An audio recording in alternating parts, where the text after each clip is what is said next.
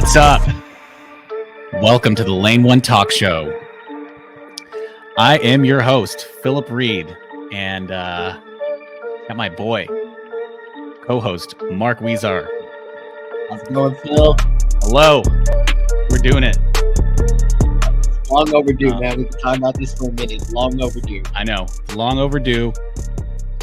You know, this is a culmination of long runs, cool downs, traveling together. I'm really excited about this.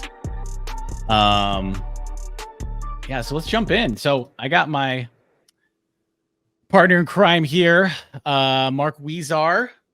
Him and I are both HOKA Aggies. And we train here in the Central Coast, California, in San Luis Obispo.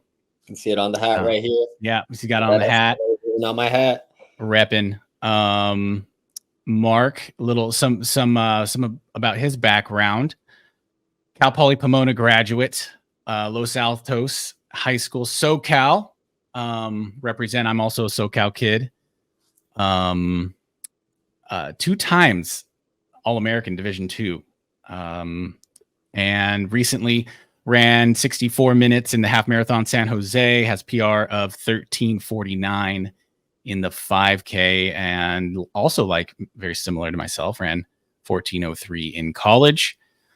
And probably one of your bigger accomplishments is the Hacienda League champion 3,200 meters. I know that's probably something you're very proud of, right?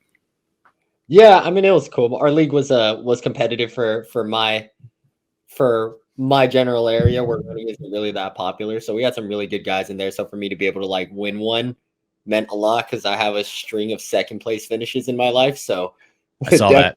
Having a title in my life is pretty cool. Right. Yeah. So let me introduce your main host over here, my boy Phil Reid. Now, Phil is not by any means a braggart. The dude is he is one of the most humble people you'll meet, in the sense of he could be your number one guy on the team and he'll say, "Hey, I'm just trying to make the travel squad." But let me just give you a little rundown of this guy. He was a 2-time state champion in high school.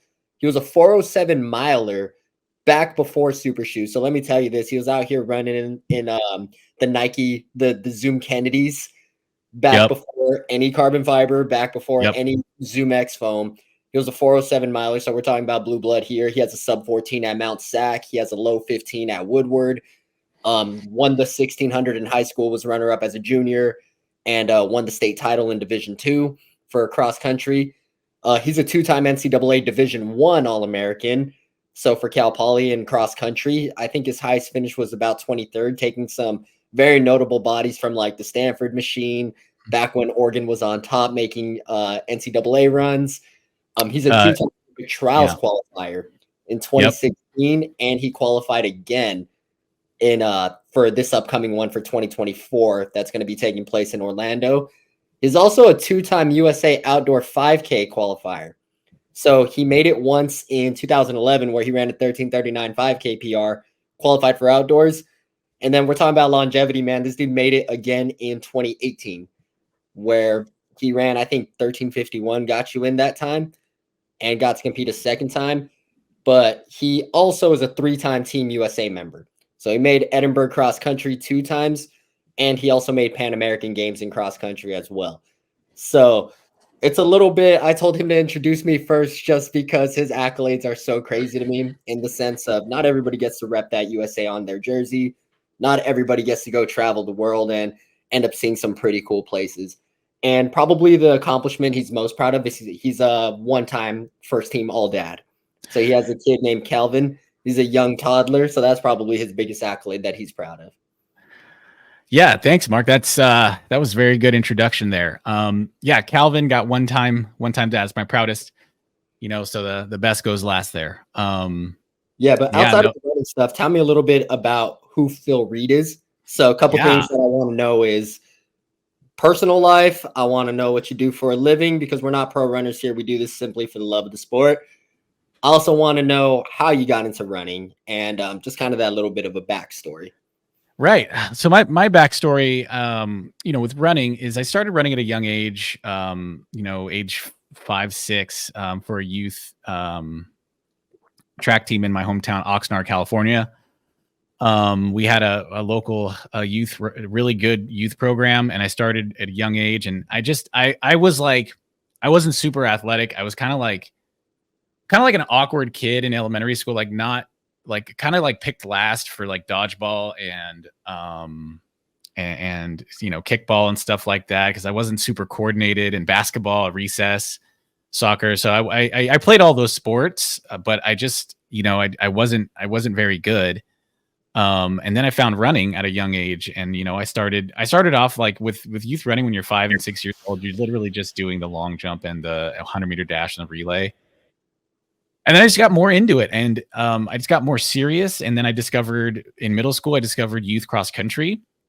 It's actually, on a actually kind of a side note, I met Jameson Mora in middle school and youth track in like 97, 98. Jameson Mora is a former Cal Poly runner teammate. He's from Santa Clarita, Canyon country, and he's also an Aggie in 215 marathon, 214 marathon or something like that. Yeah, I think he got 215. Yeah, 215. So, that I met him a long time ago. But yeah, I started running, got more competitive junior Olympics, got into high school, Rio Mesa High School. They got a scholarship to run Division I at Cal Poly, track and field. And, when I was coming up through, we had Ben Bruce on the team. We had Maggie Vesey and Sharon Day and Stephanie Brown Trafton. Like our travel squad was like Olympians only. And it was like, so at a young age, like at a, 17, 18, 19 years old, I have like, you walk into the training room and it's like, you have, USATF top 10ers just hanging out. You have Olympians just hanging out. So at a, for being kind of a mid-major school, we had a lot of firepower, and and that, I think that helped with my longevity, especially someone like Ben Bruce, and who was a distance runner and who had a lot of success, and seeing him turn pro. So then I graduate, get my degree, and eventually go back to grad school, get my master's degree in education, and start teaching, coaching at a local high school, get married. And I just after college, I joined the Aggies. Joe Rubio, been with the group ever since, 16 years now. So 16 years. Yeah. 07, I joined. And, the rest has kind of been, the rest has been history. It's running is something that's very, very important to me. It's something that keeps me grounded. It's something that, I've developed a lot of relationships, through running, and just kind of like preparing for Club Nets and all the people that I've been on teams with, travel squads with. Yeah,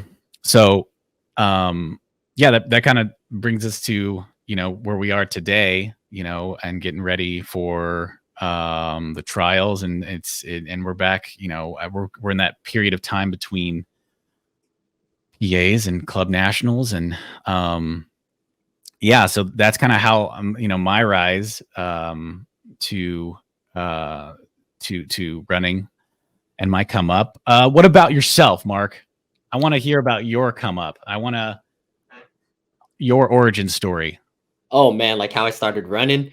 So for me, it was actually because my brother ran cross country when I was like in the first grade. He was in like the fourth grade. So for him, I would just see him get on buses and get to go places. So for me, I didn't quite know what cross country was up until about second grade. Then that's when we're eligible to like start competing and stuff like that. So found out all you did was run, and I was pretty good at that. Like at PE, me, I wasn't like you. I wasn't really tall. I wasn't really big. I wasn't really fast.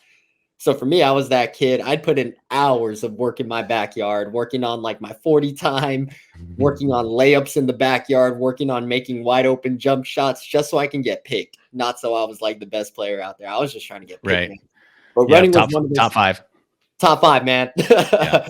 I was trying to make the team on the blacktop. So for me, running was one of those things I was naturally good at. So I held it like pretty close to my chest, because every time we're in PE, we kind of would always do time mile. I was always winning, or I was always like top 3. And we did have like qualifying meets, like districts, states, stuff like that. I never, I qualified for states, but I would do like districts and stuff like that for our elementary school. But So you had you had running in elementary school at your actual elementary school. Yeah, we had leagues, man. Oh wow. Yeah, we had That's a league. really cool. Yeah, so and California had a whole state circuit and everything, but it was in Bakersfield. So my parents were like, "Bro, we're not going to Bakersfield for you to go run a 1500." Oh like man. 1500 cross country race. But I'd go race Cool. our like districts, which was in like Baldwin Park. Yeah. At Morgan Park. I clearly remember that. But ended up quitting running after 6th grade because I was going to make the NFL. And started playing football in 7th and 8th grade. Yeah, going to the NFL. I was going to be starting wide receiver for the Rams. I had it all planned out, man. I had exactly what kind of home I was going to buy my mom. Yep. And then end of 8th grade rolls around, summer going into freshman year. I'm still 4'11", 93 pounds. So I'm like, you know what? Maybe this whole football thing is not going to work out for me. Starting wide receiver. Yep. So decided to drop football. Kind of just did nothing for a couple years. And then my sophomore year rolled around and track season was coming up. I ended up racing some guy because we both liked the same girl. So I ended up racing him and I beat him at PE and ran fast enough so that the track coach was like, "Hey, can you do that again?" So I lined up again and I ran the same time. I ran 5:56 for the mile back-to-back times with like 5 breaths. And he was like, "Do you want to be on the track team?" So I was like, "Sure." Is it like ninth grade? 10th grade. 10th grade. So I joined the track team in like March, my 10th grade. Didn't take it too serious. I was like texting on runs. I was like missing practice. I just randomly not show up. I skipped San Gabriel Valley championships just because I didn't feel like going, just stuff like that. And then my junior year, I decided like, you know what? I'm gonna take it serious. At the time I had super long Justin Bieber hair, so I cut it. And that was like kind of like that was my sign of like, all right, I want to actually take things serious, like becoming a man. And I started running. Wound up setting a couple school records in the 2 mile and in 3 mile cross country, Woodward, Mount Sac. And that ended up getting me a scholarship to Cal Poly Pomona.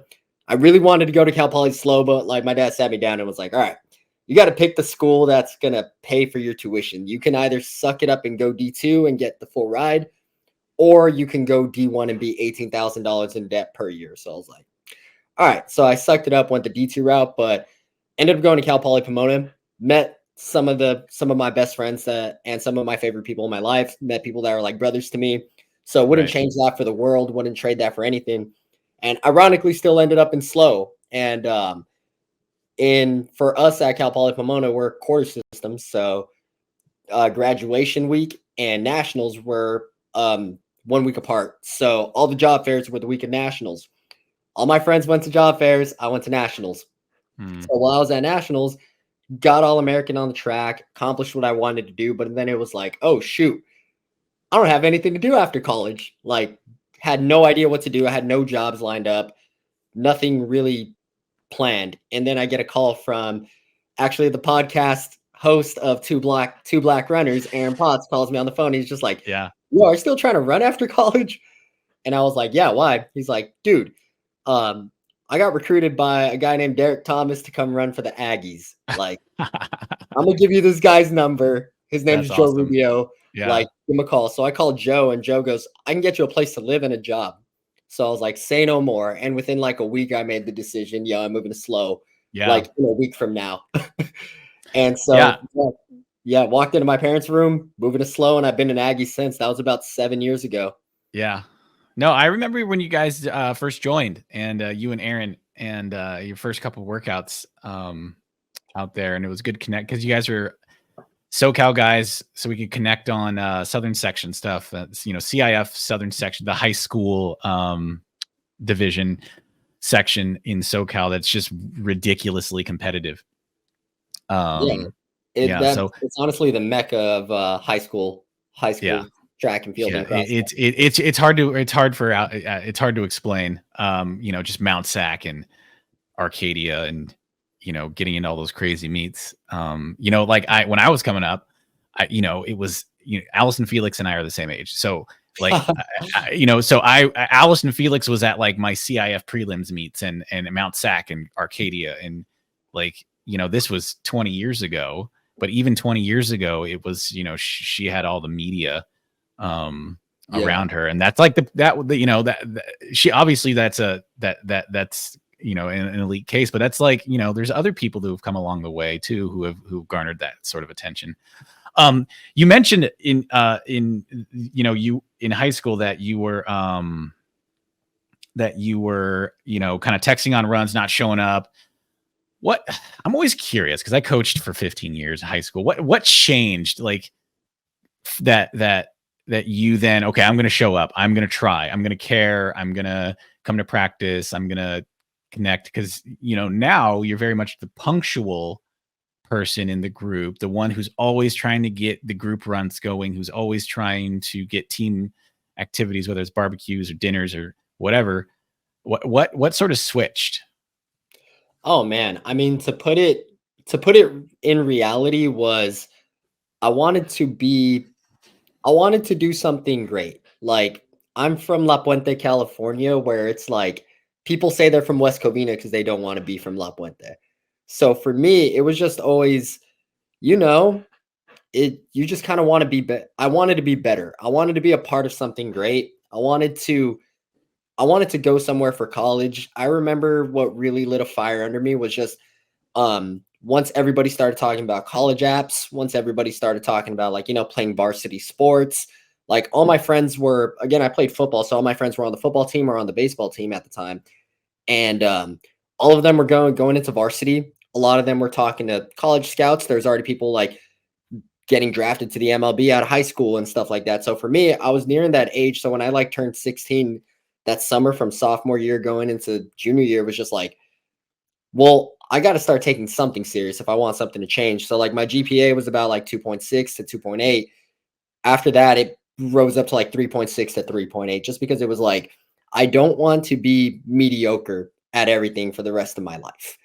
So for me, what really clicked was, if I start, you mean to tell me, like, I did pretty good my sophomore year without trying. You mean to tell me if I put in more effort, if I just show up and do what my coach tells me to do and put in like just the bare minimum, let's see how good I could get. I also had a really good friend. His name was Sergio. He was one of them that put a battery in my back. So Phil knows me. I'm a big trash talker. Mm-hmm. And that guy trash talk harder than anybody I know. I remember one time I missed a race because I bruised my toe playing football at the park. And he said, it's B words like you that get burned at invitationals. And I will never forget that. I still remember, like, that fueled so much flame to me. But it was just wanting to be good at something, man. Like, I hadn't really done anything that I was really proud of up until that age. And I feel like I hit a lot of ages as I'm getting older where you kind of just have to sit at the corner of your bed and realize, like, what the heck am I doing, man? Or like, what the hell am I doing? And like, being 16 years old, that was one of them. Just, I'm not good at anything. I'm not great at anything. I'm not accomplishing anything. Like, if I don't change something now or try to be good at something that I have potential in, it's just never going to happen for me.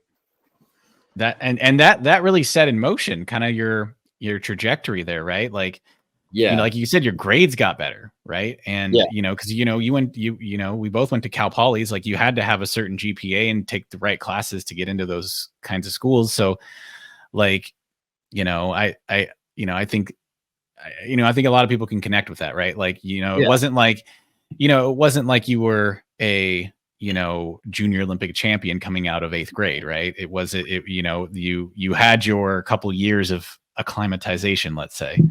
And I think that that put in motion kind of like your mindset now, like, your buddy Sergio, like, that's kind of like, you've probably had multiple Sergios now at this point. Oh yeah, I have a Sergio now, man. There's an actual, maybe even a real Sergio. But cool. That's awesome. And and I like, that's another goal of this podcast is like, exploring some of those stories and our overall rise. So you asked me real quick. You asked me about yes. like I feel like that was a kind of a topic that hit home a little bit for you. So you used to be so you were coaching for a while at AG, you're a teacher as well. Like, tell me a little bit about your your personal life outside of the running stuff. I already ran through all your accolades. Everyone now knows that you're like Yeah. this accomplished runner. Outside of like, who is Phil Reid outside of the running times, outside of the Team USA's, All Americans? Who is Phil Reid? That's a good question. I am, I'm a teacher. I teach special education at a local high school. I'm a dad. And that is a good question. We do run for the HOKA Aggies Running Club, and they take good care of us, and we get good gear and good support, but we're not professional athletes. We are, we do this because we love this. But 100%. yeah, we just want to be out there. I like, we had a workout last night. That's where I want to be. But in terms of, outside of running, I'm pretty passionate about my job. I know I don't talk a lot about it on the runs and stuff, because it's usually outside of work, right? But I love working, with my students, and I'm working on putting together some Special Olympics activities recently. And I'm into photography, I'm into videography, podcasts, this kind of stuff's always been like my thing, right? Like I've always been into video and stuff. Like that's kind of getting into the Lane One origin story. Is like my senior project at Cal Poly was a documentary, because I was a kinesiology major, so I did a documentary on 3 athletes. Who'd you pick? One, I picked an Aggie at the time. Her name was Kara June at the time. Now she's Kara Thorne. So she was at the time an elite steeplechaser. And she was, I think 2008 was the first women's steeplechase at the Olympics. I want to say that one. So she was. Yeah, that's right. That's right. Because women couldn't jump before that. So I mean, it's even ridiculous. It's even ridiculous to talk about. 2008 was the first year. So she was training for that. So I profiled. I had a profile on her. I had Chad Mendez, his 5th year as senior. He's a wrestler. He's a collegiate wrestler at the time. He was in there now, and he went on to he fought Conor McGregor, I think. He fought Conor McGregor. He almost beat him. Yeah. Dude, he's in bare knuckle fighting now. You need to look him up. That dude is massive. I need to look him up, but it was he was really cool to follow. Because they work. That was a tough shoot too. So they work out like 5 a.m. and they go hard. So you're getting there. It's like kind of like Coach Deion Sanders prime, like 15 minutes early is on time, so 4:45 or whatever. And yeah, those guys just train hard. They pair up, and so yeah, I profiled him. Then a triathlete named Evan Rudd. So that was like the first. That was 07, 08, the first Lane One production, right? And prior to that, I would make like little videos in my grandma's backyard with my cousins and stuff like that. And I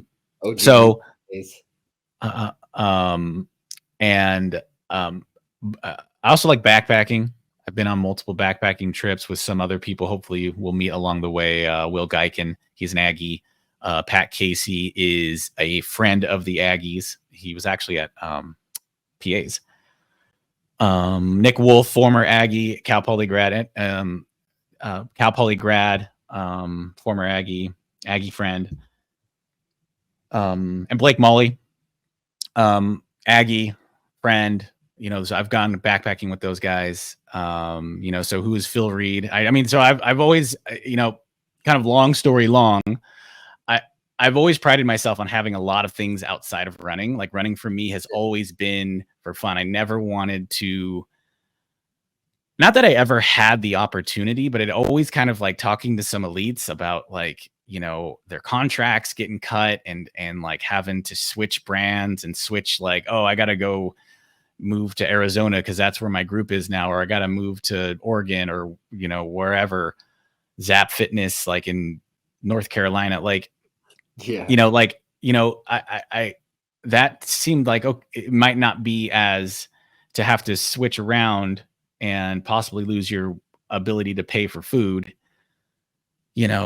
seemed, a little intimidating. And I'm not even saying that I could have been there. I'm not going to say that, well, I could have gone pro, because I feel like I've been able to sort of dabble in that world. You know what I mean? With the USA championships, with the trials, with the USA trips, and still be a teacher and do all my other little hobbies that I like to do, and I think that's one of the benefits of the blue collar concept, right? Is Yeah. You can still continue to do the things that you want to do, and pursue your own endeavors. So running is what I love to do, but it's not like the only thing, right? Like I was injured in 2019, I had knee surgery, meniscus surgery, and then the pandemic happened, right? So I was out of running for 2 years. It wasn't until remember that fall season we put together? Yeah, the random Shoreline Park 10K we threw on. And the Ventura 10 miler, right? Then we put it, or was it a half? Miler, yeah, I remember that. Yeah, and 10 miler. And then we did a December 5K. 5K. Yeah, we did a track. We even did a 4 mile at Demo, man. Yeah, we did 4 mile demo. Yeah, so we put together, but that was I had 18 months of no competition. Yeah, seriously. So you do some introspection. You evaluate. But that's kind of the the background, kind of the origins of Lane 1. And I just kind of want to I want to have conversations like this, and what things that are relatable, entertaining, interesting. Do we want to talk about what we're training for currently? Yeah, let's do it. Let's start off with, we have Club Cross coming up next weekend. So right today, it's Thursday, November 30th. Club Cross is coming up on what, the 7th or the 8th? December 7th, yeah. December 7th, we got USA 9th. I'm sorry, I think it's December 9th is the actual day. Yeah, it's one of those days. Yeah, it is, because I had to request 7th and 8th off of work. So 9th, so December 9th, USA Club Cross. So USATF Club Cross has been a staple for the Aggies for as long as probably the event has been around. What number is this for you? This is going to be my 15th. Yeah. 15th. So I feel like the biggest thing about Club Cross is that it gives the average blue cross it gives the average blue collar runner the opportunity to compete at a high level. So there's some big names that usually show up. Last year, the guy who won it was Cole Hawker. A lot of times you'll see Zach Panning from Brooks Hanson's usually runs it every year. He made a world team this year. We've seen other elite teams make it out. Other really big names make it out. Just to name a couple of them. Phil, who are a couple of the really big names in the running world that you have actually beat at this meet? I want you to flex just a little bit. A little bit. Okay. Well, the year you and I we'll do a combo flex first. Last time you and I got top 10 in Tallahassee 2021. You placed 7th, I was 9th. We were just rolling. We were just going through. And we both got Jake Riley. He had competed well, but he was, we had got him. And then in 2011, we were in Seattle, Washington. I was 3rd place overall, and I beat Matt Centrowitz by just 1 place. And I didn't even realize that I had beaten him until I was in the chute. I was like, whoa, that's Centro. Yeah, so he was 7th in NCAA cross that year, and he was world bronze medalist that year too. So yeah, and he a scrub version of him. This was bronze medalist at once. Yeah, and I was at the same outdoor championships as him that year in Eugene in the 5K. And he had just, I think he was US champ that year, right? Yeah, he was US champ that year. He was US champ that year. Got. Yeah, and so that and that's you know, and I know he's more of a middle distance guy, and I'm more 5K, 10K. So but it's like you never know, and that's like kind of goes back to like, you know, what you were saying about the you know, putting yourself out there and making the decision. And so much about this sport is showing up healthy and ready to roll, and you know, you never know who's gonna roll up, you know. I actually, because of, I was actually battling Aaron Braun that year. I don't know if you remember that name. He's a Yeah. D2 Adam guy as well. State. Adam State, yeah. But he had a really good career, really good post collegiate career with like Macmillan Elite. I don't, you Yeah, know, that that was was their the Adidas team back that, in the that, day. that was the Adidas team back in the day. I think he retired with Nas Elite though. But I was battling him. Him and I were shoulder to shoulder. He outleaned me, and yeah, that's kind of the misnomer. People say that I outkicked Matt Centrowitz, but actually I was battling with Aaron Braun, and he outkicked me, and Matt was just like fourth place. Ian Dobson was also in that race. Former Stanford legend. Was he Bowerman? Did he go with Bowerman, or was he like OTC? I have no idea, to be honest, what he did after. I mean, for um, the way Bowerman rolls, I wouldn't be surprised. Yeah, we'll just call him Bowerman for the time being. yeah, Bowerman gets all the yeah, Stanford alum. yeah. So, you know, and that's the thing too, is I also get that like people are, you know, Club Nats is also a little bit of a fall target, right? It's like, okay, Yeah, like I don't want to show up to Club Nats like super soggy if I'm one of these big names, right? Like if I'm, you yeah, know, Ryan Hill at Bethlehem in whatever 2014 or something like that, when he won, like he wants to go out there and be in shape and get ready for indoors to, you know, shred a 724 or whatever. Like, yeah. you No, know, you're not so trying to lose to people you shouldn't lose to. You know what I exactly. mean? Yeah, Yeah, yeah. like, Yeah. if you're making an Olympic team or you're making a world team or you're getting paid to do this and you get beat by, like, you know, a 9 to 5 janitor, or you get beat by a guy who on the side, like, sells running shoes, man, like, it's like, "Don't you do this for a living, man?" And then, Yeah. afterwards, you get beat by them in Flip Cup at the after party. Yeah. Yeah. And it's nice to connect with them too. It's like, you know, on that tangent, like, you know, hanging out with people like Jake Riley, and, you know, and actually him and I have crossed paths several times over the years. He's got the upper hand in terms of the record. But you know, it is a little bit of a back and forth. But like connecting with him at Club Nets that one year, and hey, how was Tokyo, you know? Just And casually, "Yo, how was the Olympics, man?" how was the Olympics? And you know, so it was kind of cool to connect with him on that. But yeah, we're training for club nationals. We got a strong team. Um, I I'm a big fan of cross country style training. I'm a big fan of what it does for your fitness, but also for your just attention. You know, it's because racing, you know, these little 4 mile races that we do, because we compete in a as part of the HOKA Aggies, we compete in the Pacific Association USA Track and Field region, and there's a little they have a Grand Prix. It's pretty well organized, and they're like most of the races are 4 or 5 miles. It's just like, to me, it's like low hanging fruit to go run a trail cross country race in Santa Cruz. Even if you're not in super great shape, you still have to like go through the motions of warming up and racing and stuff like that. And it's fun too. You know, it's like, yeah, okay, I'm gonna go probably run 5:10 pace and get just destroyed by Sean Davidson, but you Yeah, know, I hope it's it makes for a great, you know, memory, and it makes for a great experience too, because you know, you get effort in, and you know, hang out with your friends, warm up, cool down, and maybe go to lunch or something.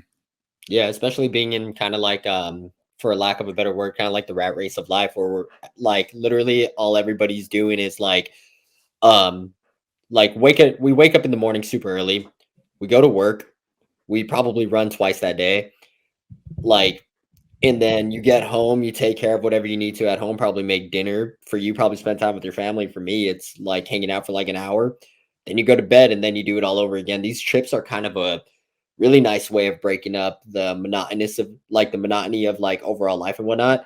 So a lot of like my best memories, some of these races aren't the highest quality of races. Some of these races aren't the most competitive races, like outside of our own team. Like at PAs this year, you guys scored 19 points. I didn't race Mhm. because of Achilles injury, but you guys scored 19 points. So they might not be the most competitive races in terms of outside competition from our team, but a lot of it, it's not even coming down to the race. A lot of it is you spend 4 hours in a car with your friends, and a lot of it you're just catching up, bumping some E40, driving up to the bay, Yeah. like Yep. playing some music, telling some stories. You're just a little more unhinged. It's kind of like a deep breath from Yeah. life. You don't have to worry about anything other than this small 4 mile cross country race for the weekend. It's almost like going on a camping trip with your boys, Yeah. kind of roughing it somewhere, getting a race done, getting fitness, and breaking up the whole monotony of what your week normally looks like. Exactly, totally. I mean, you nailed it there. It's like I look forward to these events, right? And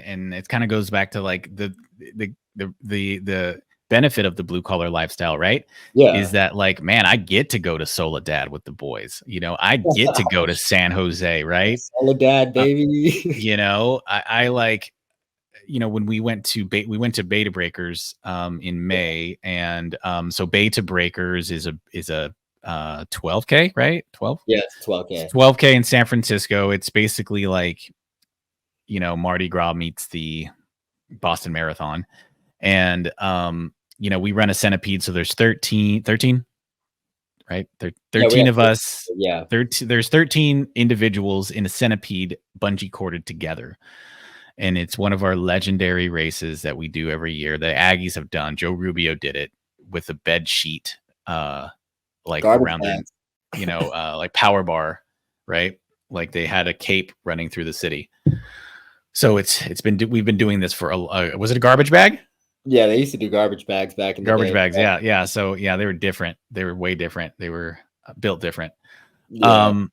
Anyways, so that race, I was helping my wife at a middle school meet all day, like all day, and I had to like kept texting the group. I'm like, I'm running late. I'm running late. I'm running late. And but I was like in the back of my mind, in the back of my mind, I was just like, you just need to get to the guys. And it ended up being like such a nice trip. I fell asleep a lot in the car, I will admit, but What, like, you didn't go to the EDM show? oh, the EDM show, man, The it never EDM show ever existed. happened? It wasn't. No, dude, I was asleep. I was asleep. I was in my bed. Um, but yeah, yeah. I mean, I mean, a little bit of tangent there, but talking about like just giving an example of what you're talking about with, the monotony of everyday life. It's like, that was the fifth track meet I'd hosted that year, and I was like, I was ready for just give me 24 hours, give me 36 hours in the city, I'll be good. Yeah, just get unhinged a little bit. Yeah, like the thing about beta breakers too, like an event like that, for me, I always dread it. I'm always like, I don't want to do this. It's dumb. It's a waste of time. I got to spend 4 hours in the bay. And the next thing you know, I'm with Dustin Solomon in the bar at 2 a.m. dancing, getting up for the race at 5:30 the next morning, going out and doing this dang centipede. And then looking back at it, sitting in the camp, drinking a couple beers with my friends, getting roasted by Silas, like, and then you Yeah, drive back and it's like, back to reality. At the end of it, it's like the whole time I'm bashing it, being like, yeah, I don't want to do that. Like, no part of me wants to do this. And then every time you leave and you're like, oh, that was actually pretty fun. And right. that's how I feel about like every PA race. It's just I don't want to be doing this. And then at the end of it, it's just a ton of fun. Yeah, no, it's definitely a ton of fun. Um, and maybe Yeah. how does what's up? Oh, no, go for it. Go for it. You go. On the trajectory of Club Nats, I'm also training for the Olympic trials in Orlando, Florida, February Yeah. 3rd, which time just got changed to 10 a.m. From noon to 10 a.m., which is nice for the weather. Yeah. So how Um, you feeling about the weather? What are your thoughts about all that? Are you kind of just whatever it is what it is? Or are it you is what like it is. What it is. It is what it is. I'm a big realist when it comes to things that you can control. yeah. It's at noon. Cool. Let's do it. Let's train in the heat. Let's train at noon. I didn't really buy into the whole like Twitter war of or X, whatever it's called, of people complaining about it, because it's like at the end of the day, like it's not up to us. It's not up to me. So I can prepare, but I can't control the time of day. But the thing that was that when they had it at noon, when they released that announcement, I was mostly like concerned about the time of day. Just running a 26-mile race at noon. It's like most of marathons are 6 a.m., 7 a.m., 8 a.m. So I was like, I'm gonna have to train my body to wake up at the right time. Granted, it is East Coast time. We're coming from the West Coast, so it's 9 o'clock. So it's not that big of a deal, but it's still like the time of Yeah. day is still like, I'm not gonna go to bed at like, at 1 a.m. so that I sleep in till noon. Like that's not healthy. But that was more the thing. It's like the preparation mentally and physiologically, just waking the body up. Yeah, like, what the hell are you gonna do? Like, if you do race at noon, like, what are you gonna do all morning? And then after that, like, your marathon's done about 3 p.m. or, like, hopefully, like, 2:12 p.m. And Right. you're Hopefully like you 2:12 kinda p.m. yeah, you kinda just, like, wasted a day too after that and all the travel and whatnot, but, with Club Cross being in Florida, do you think that's, like is Club Cross gonna be kinda like a demo on filling things out? They both I think the open race for Club Cross starts at 10 as well. I think it usually starts at like 1 p.m. No way. It starts that late? Yeah, the open men. I No think I think it way. usually starts at noon. Yeah, it starts a little bit because there's a bunch of masters races and before. It usually starts like around lunchtime. 'Cause remember, we're always like the last ones there. Yeah, huh. It says 9 AM to 3 PM. Do we really start that late? Jeez. Okay, well, at least you get to practice for the heat. Yeah. Yeah, open men 12:45. Yeah, you're right, man. Yeah, at least you get to practice for the heat. So is it gonna be is it gonna be kinda like a time trial or not a time trial, but like a practice going through the motions and just That's like exactly it. That's yeah, exactly it. We're going to get out there and we're going to do it. But yeah, so how cross country integrates well with I really like how cross country integrates with marathon training, and this is something we established last year with Houston being kind of the model, with Houston being in January, Club Nats is in middle of December, PAs is late November, so it kind of gives us a timeline. And what I really like about cross country training in preparation for a marathon training is I think that a lot of times, that faster pacing, that 5K, 10K style of racing pacing is helpful, right? When we last year we were in San Francisco for Club Nats, and there was a storm and the trees blew over the course and stuff. So they mid meet they switched it to a flat 2K loop, or an asphalt track that was completely flat, but also asphalt. So I only brought spikes. I yeah, didn't have same. flats. Yeah. So we all took our spikes out and just had just no spikes with spike plastic plates just clacking on asphalt road surface. But with that, it was really fast. So we were, I mean, I we got after. Cole Hawker was in the mix, and I was like clicking off like 437s, 438s, 439s. And I feel like that style or that pacing really helped make marathon pacing 5:10, 5:15 pace seem attainable, right? Also the hills and kind of just like the mental toughness that you need, right? When Yeah, cross country is for dogs, man. yeah, It's about who's stronger and who wants to hurt more. So like right, and in an event like the marathon is so it's a bigger mental game than it is physical. So something like right, cross country, it's the same way. It's not knowing where you're at in the race unless you're constantly checking your Garmin. Um, it's who could hurt the most, who wants to feel the most uncomfortable, who can be uncomfortable for the longest, who's okay with being uncomfortable. And cross country and the marathon have a lot of those in common. It's not about looking pretty out there. It's about being yeah. gritty. It's about being gritty. So yeah, that is the ultimate goal, right? Is the marathon, but I think, intermittently you can still have sort of these mini peak races, like you said, like Yeah. Tallahassee can be a dress rehearsal for Orlando. We're flying to the East Coast. We have to warm up. It might be a little hot and humid. You got to get all your gear over there, all that sort of stuff. So I'm really looking forward to Club Nats next week. And on the build-up train, I talked about marathon. Did you want to share what your winter plans are? Yeah, man. So I say the same thing every year. I always say I'm going to do an indoor season, and something always happens. So this year I got an Achilles injury, so I missed all of cross country essentially. I ran one cross country race in September, but I'm kind of looking at that as God being like, yo, you're going to do this indoor season this year. But previous years I've gotten COVID, I've gotten injured, Mm-hmm. like I've gotten sick. Something has always happened that's like stifled my indoor seasons. I got so many flight credits from reimbursement from flying to Seattle, flying to Boston. I'm not lying. So this year I'm with the way training's going, I've had like 4 solid weeks of training. 3 really good ones where I've been working out, getting in some speed. Everything's starting to feel good. Everything's starting to come together. So for me, I really want to go to BU because that track is nerfed, man. Like that track, Yep. there's some secret sauce. Hoka finally has a super spike too, and Mm-hmm. I'm incredibly hyped about that. We saw our boy Luis Grijalva run at Worlds, get 4th in it. He's run 12:51 in it.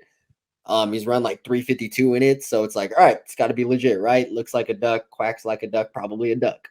So I'm hoping that this super spike also is legit. The BU track is super fast. So for me, I want to run an indoor mile and I want to run a good 5K. For me, I just need an updated 5K PB minus from about 2 years ago. I ran 13:49, Right. and I want to get that down to the 13:30s. I thought last year I was in shape for it, and I hurt my hamstring, and I was having killer workouts. But so hopefully I can get a 5K time down. And for me, my 1500, I've never really been a speed guy, but early season, 2 seasons back, I ran 3:48 in the 1500, and showed a lot of potential in certain workouts where I was running sub 4 pace. Like I did 800 and then 4x400, and I ran 158 in the 800, and then I ran sub 60 all of the 400s off of 200 jog. So in my head, I was like, okay, I'm peaked, and I wound up running a 5K PR after that workout. So in my head, I was like, what if I did a mile at that time instead of the 5K? Like, what could I have been able to break for, or maybe even flirt with it? So even though people argue saying that sub 4 doesn't mean what it used to just because so many people do it, to me it does, man. So I would really like to maybe at like the BU qualifier or the Valentine meet in mid-February, maybe go for a sub 4 time. Yeah. So never been able to do indoor just because of injuries and illness and whatnot, and just recovering from that. It's always keep the main thing. So I would just Mm-hmm. focus on outdoor. But this year that'd be a dream come true. Training a lot recently with MD guys as well. I'm doing a lot of the base phase with you guys as well. So all of that feels like it's gonna be adding up. I'm hoping that I can come back and report in a couple months being like, yes, I ran in the 13:30s, and yes, I got under 4 this season. Yeah. Like that'd be a dream come true. And then if I can hold fitness, I'm gonna have to talk with coach about it. But the sound running 10, it's hard In to get March. into. Yeah. It's if I'm gonna be doing a season through February, I'm thinking maybe I can just hold the peak or hold the fitness through mid-March and run a good 10K, and then kind of recalibrate from there, rather than trying to run fast in February and then recalibrate for like Brian Clay in April to run April. a Yeah. 10K, or like Mount Sac to run a fast 10K, because that's where being a blue collar kind of rubs there's friction in terms of when you peak. Because for me, like there's no NCAA period for us, so there's no real races between like May 7th and June 7th. Like for that month, there's no races just because everyone's either going to regionals or NCAAs, and then all the races aren't until late summer. So it's like, all right, you don't really have time to get into a good 10K. So for me, I'm hoping that if I can kind of knock out that 10K in March or get a good time so that I can run in a better heat later, that'd be the most ideal. So that's kind of what I'm training for.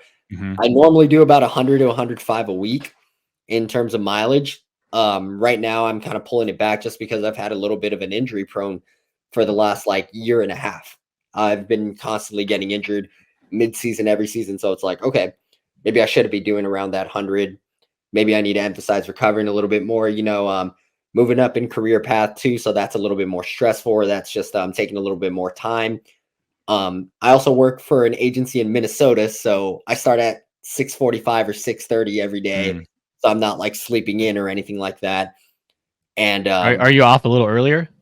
I am off a little bit earlier. Yeah, I'm off Okay. at like 3:30 most days just because of Okay. how early I start. But a lot of that it's less sleep. It's a little bit more stressful just because it's higher up in my career path. And so for me, I have to kind of accept, maybe I need to back off mileage a little bit. So I'm kind of the coach here at Cal Poly, Ryan Van Hoy, told me like, why don't you just keep like the main thing of that day, the main thing. So for me, I was like, okay, like that makes sense to me. So my mileage is looking about 85 to 90, which is still really high. And I still have to tell myself like it's not 100, but that's still a lot of mileage. You know what I mean? Right.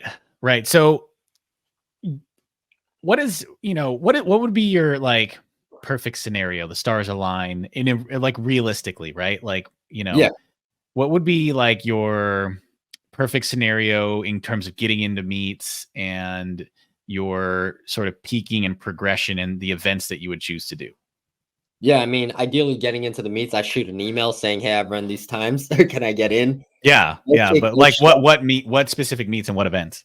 Oh yeah. So BU has one in late January and they have another one in mid-February. And then you So go mile, then 5K, no, I'd go 5K then mile, then just mile. because in Okay. terms of like periodization Right. and what would make more sense. So for me, Sharper. Yeah. you're gonna be sharper, run a faster mile. Also, like there's more opportunities for a fast 5K outdoor than there are miles.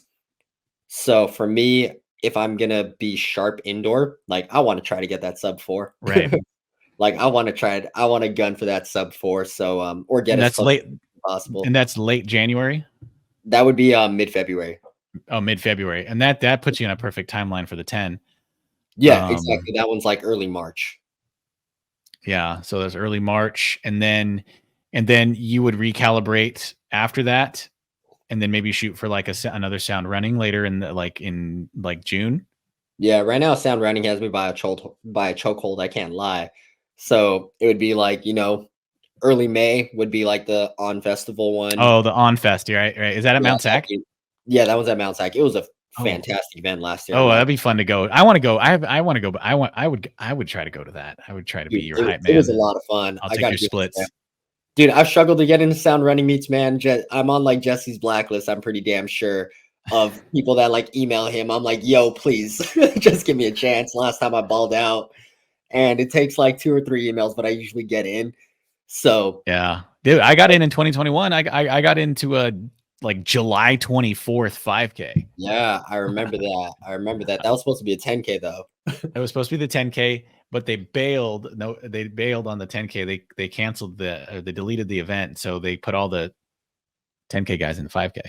Now that happened to me 1 year with the mile. I entered in the 1500 and I found out like 2 hours before I raced that I got put in the mile. And I was like, oh, it didn't change that much, but also it's still like, it's still something. Yeah, yeah, Yeah. yep. Well, I think that's a good first episode. What do you think? Yeah, I think we could wrap it up. We could wrap it up there. I'm really happy with how that went. This dude, I think the vibe is good, and I think we have a lot to uncover too. Yeah, definitely. I'm excited for the trajectory that this goes down. First episode, we're Did freshmen at this. fresh. Fresh. First episode, get to know us a little bit. As time goes on, it'll be more relevant to daily things. But happy for everybody that's giving it a listen. Happy for everybody that wants to join us on the ride. Yeah. Thanks again for listening to the Lane One Talk Show. We'll see you next time. Peace.